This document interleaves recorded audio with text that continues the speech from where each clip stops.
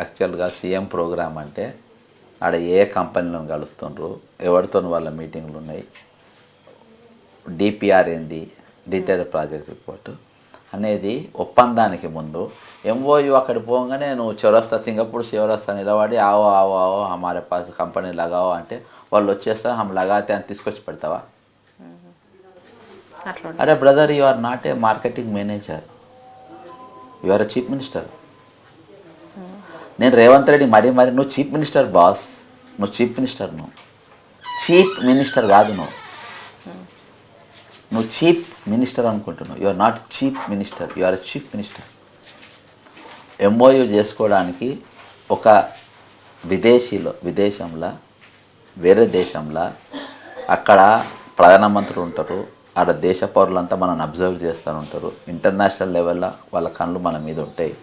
మన మాట, మన నడక, మన నడత, మన అన్నీ ఉండాలి.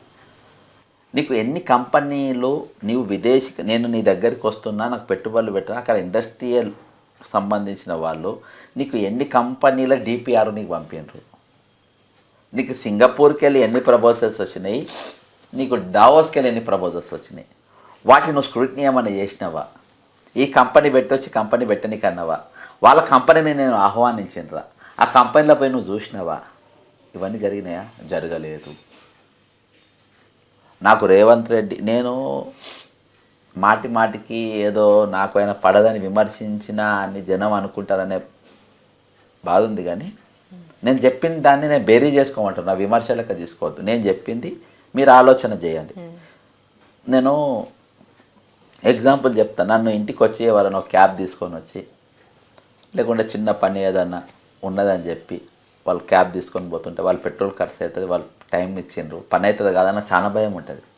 ఎందుకంటే టైం నాది కావచ్చు, కానీ వాడు ఒక క్యాబ్ తీసుకొని వచ్చిండు, వాడు టైం ఇచ్చి నన్ను నమ్మి వచ్చిండు. ఎందుకంటే ఆ పని అవుతుందిగా నాకు చాలా భయం ఉంటుంది. అసొంటిది నువ్వు 4 కోట్ల చెమట రక్తం పైసలు నువ్వు తీసుకొని, నీకు వాళ్ళు ఒక ప్రోటోకాల్ ఇచ్చి, నీకు ఒక సెక్యూరిటీ ఇచ్చి, నీకు సర్వం వాళ్ళు అన్నీ అంటే మా రాజు లెక్క ఉండాలని చెప్పి నేను ఒక దేశానికి పంపినప్పుడు ఆ దేశాన్ని నువ్వు ప్రతిబింబిస్తున్నట్టు, ఆ రాష్ట్రాన్ని నువ్వు ప్రతిబింబిస్తున్నట్టు, ఆ సంస్కృతిని నువ్వు ప్రతిబింబించినట్టు, ఇక్కడ ప్రతిబింబిస్తుండగా మా ఆత్మగౌరవం నువ్వు మోసుకపోతున్నట్టుగా మాకు అక్కడ కనవాలేదు.